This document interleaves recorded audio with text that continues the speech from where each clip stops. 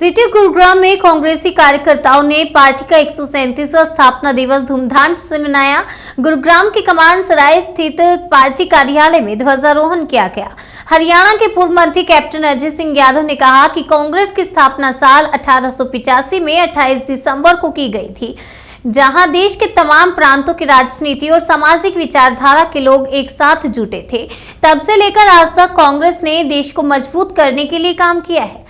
वहीं उन्होंने भाजपा सरकार पर निशाना साधते हुए कहा कि भाजपा सिर्फ कुछ उद्योगपतियों की सरकार है जो उन्हें फायदा पहुंचाना चाहती है। विरोध तक भी नहीं किया।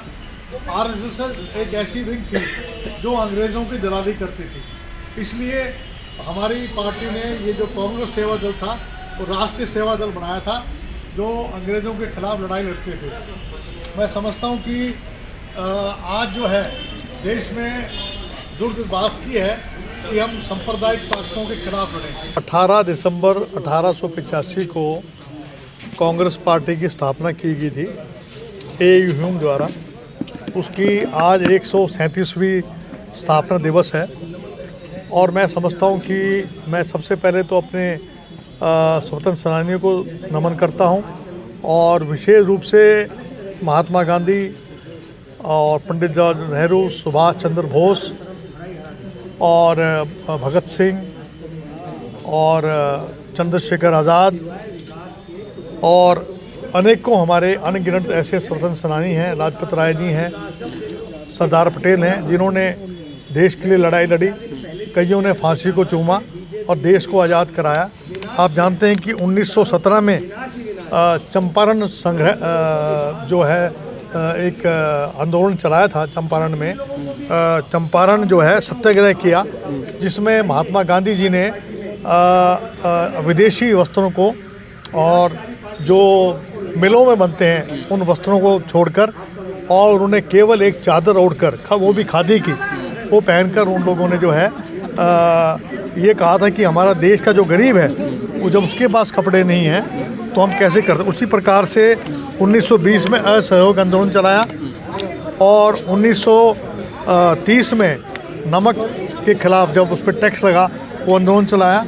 1942 में भारत छोड़ो आंदोलन चलाकर अंग्रेज़ों को ये चेतावनी दी थी कि वो भारत छोड़ें। उसके बाद जो आप सब लोग जानते हैं कि जिस प्रकार से हमारे स्वतंत्र सेनानियों ने लड़ाई लड़ी, महात्मा गांधी ने अहिंसा के रास्ते पर चलकर देश को आज़ाद कराया। हम उन सभी अनगिनत जो हमारे स्वतंत्र सेनानी हैं जिन्होंने देश के लिए शहादत दी थी, जिनके नाम लोगों को मालूम नहीं है, उनको अपने श्रद्धा सुमन अर्पित करता हूं। और साथ साथ मैं ये भी कहना चाहूँगा कि जिस प्रकार से निजीकरण हो रहा है उससे जो है डॉक्टर भीमराव अम्बेडकर जी ने जो आरक्षण का जो एक किया था ताकि जो गरीब आदमी उसको आरक्षण मिल सके, रिजर्वेशन मिल सके, उसको ख़त्म करने के लिए ये तमाम जितने भी जो हमारी PSUs हैं उनको प्राइवेटाइज़ कर रहे हैं, चाहे LIC हो, चाहे BSNL हो, ऑर्डिनेंस हो, चाहे आपका एयरपोर्ट हो, बंदरगाह हो, और बैंकों का निजीकरण कर रहे हैं, जिसको श्रीमती इंदिरा गांधी ने जिनका सरकारीकरण किया था। तो मैं समझता हूँ कि आज हम सबको लोगों को संकल्प लेना चाहिए, हमने इन सांप्रदायिक ताकतों को यहाँ से भगाना है। अडानी और अंबानी ये तो साहूकार हैं और दो अमित शाह और प्रधानमंत्री मोदी जी ये उन पर मेहरबान हैं, यही हैं हम दो और हमारे दो। मैं उनसे पूछना चाहता हूँ, सावरकर के अलावा ऐसा कौन सा आरएसएस का व्यक्ति है जो कभी काले पानी में गया हो? जितने भी लोग थे सब कांग्रेस से जुड़े हुए थे और वो रिकॉर्ड जब मंगाएंगे तो उनकी आंखें खुल जाएंगी अपने आप। झूठ बोलते हैं। आरएसएस वाले जो हैं वो क्वीन एलिजाबेथ को सलूट मारते थे, मुखबर थे अंग्रेज़ों के। मैं ये बात जो कह रहा हूँ ऑन रिकॉर्ड कह रहा हूँ, मुखबर थे ये लोग। तो ये इसलिए जो है ये कांग्रेस सेवा दल, राष्ट्रीय सेवा दल महात्मा गांधी जी ने बनाई थी। तो ये जो लोग हैं इस प्रकार की जो भाषा इस्तेमाल करते हैं, अपमान कर रहे हैं हमारे स्वतंत्र सेनानियों का। भी हमारी मेंबरशिप ड्राइव चल रही है, जल्दी हमारे मेंबर्स बन जाएंगे। मेंबर्स बनने के बाद फिर उसके बाद जो है संगठन का भी काम होगा। देखिए, सबसे पहले तो मैं सभी देशवासियों को मुबारकबाद देता हूं, शुभकामनाएं देता हूं कि आज 137वां जो कांग्रेस का स्थापना दिवस है, बहुत ही एक ये शुभ दिन है कि आज के दिन कांग्रेस की स्थापना हुई और सभी उन शहीदों को जिन्होंने आज़ादी में सबका योगदान था उनको नमन करते हैं हम। और साथ साथ हम आप पूरे देशवासियों को आज इस शुभ अवसर पर शुभकामनाएं।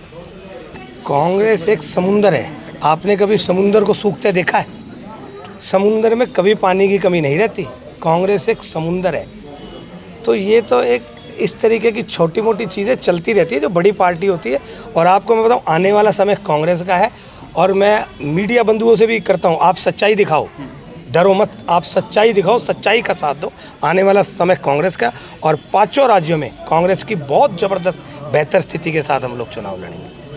तो कहा कि ये समुंदर है। जहाँ तक संगठन का संबंध है वो प्रक्रिया चल रही है और बहुत जल्द उसकी घोषणा भी हो जाएगी। और आपको पता है कि जिस तरीके से आज किसानों का हाल हुआ था, बैकफुट पे बीजेपी आ गई।